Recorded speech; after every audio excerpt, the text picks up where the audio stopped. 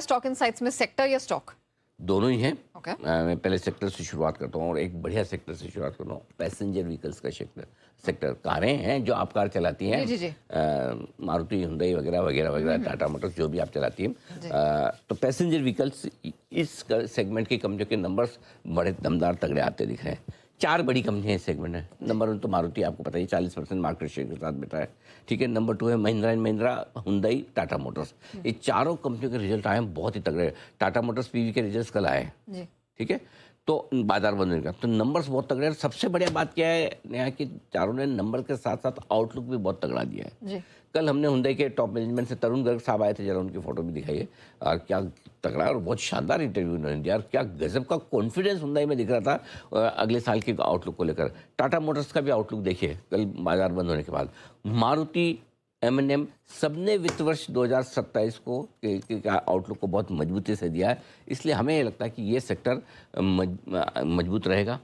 अब क्या है, ये रेट सेंसिटिव है, जैसे जैसे क्रूड ऊपर रहेगा और रुपया नीचे रहेगा तो इस सेक्टर को चलना थोड़ा मुश्किल होता है। लेकिन अब आपको ध्यान में क्या रखना है, जिस दिन आपको ये लगे कि करेंसी की समस्या और कच्चे तेल की समस्या खत्म हो रही है, हाँ। सबसे पहले क्या खरीदना है, क्या खरीदना है, क्या खरीदना है? बैंक से भी पहले ऑटो। अच्छा, ऐसा क्यों? क्योंकि यहाँ पे ग्रोथ साफ है। ओके। सारे रिजल्ट आ गए, चारों बड़े, हाँ।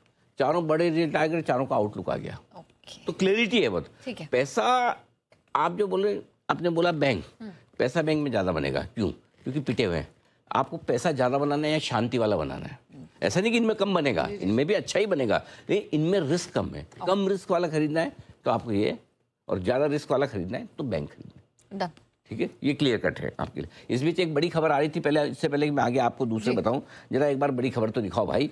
रॉयटर्स के हवाले से कुछ खबर आती हुई दिखी, इसी वजह से गिफ्ट निफ्टी में तेज उछाल आया। 1 मिनट कहाँ गया है गिफ्ट निफ्टी, मेरे स्क्रीन पे ये रहा, 55 पॉइंट ऊपर गिफ्ट निफ्टी, यानी कि नीचे में 51 पॉइंट नीचे था। 100-125 पॉइंट की रिकवरी गिफ्ट निफ्टी में तुरंत आती दिखी है। उसकी वजह है कि हॉर्मुज़ स्ट्रेट को जल्द से जल्द खोला जाए, ऐसा कहना है चीन का। ये खबर रॉयटर्स ने छापी है। मामले का समाधान करने से यूएस और ईरान दोनों को फायदा होगा। चीन की तरफ से थोड़े से सेंटिमेंट सुधारने वाले ऐसे बयान आए, इसकी वजह से भाई और बहनों खुला नहीं है। ये बता दूं मैं आपको, कच्चा तेल का भी दाम मैं बता दूं अभी तक $160 के आसपास है। स्टेटमेंट को एंजॉय कीजिए, अच्छा फील कीजिए, साथ में फैक्ट्स पे नजर रखिए। फैक्ट्स नहीं बदलें, स्टेटमेंट आया। चलें आगे।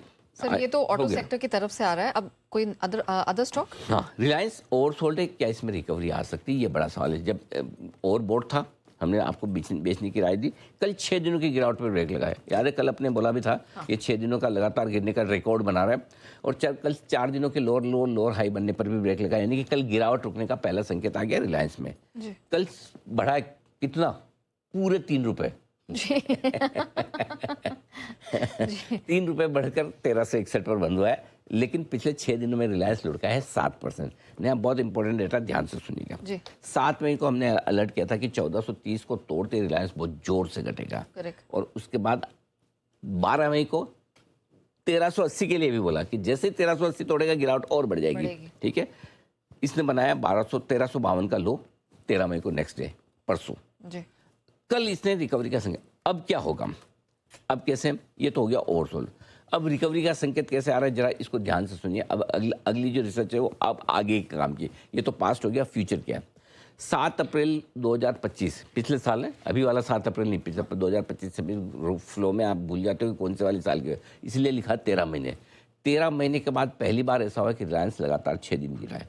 जब पिछली बार 7 अप्रैल को गिरा था लगातार 6 दिन, तब 1114 का बॉटम बनाया था, तब 1 महीने में 30% और 3 महीने में 40% रिलायंस दौड़ा था। मैं नहीं कह रहा कि अभी इतना दौड़ेगा, अभी नहीं दौड़ सकता, मैं भी जानता हूँ, तब का भाव भी अलग था, ठीक है। लेकिन लगातार 6 दिन में 7% टूट कर रिलायंस ओवरसोल्ड हो गया। कल कमजोरी पर ब्रेक भी लगा है, हायर लो भी बना है, और कल इंट्राडे में रिकवरी भी मिली, और रिकवरी में जो 50 डीएम है 1380 के आसपास, 1378 पर आकर रुका भी।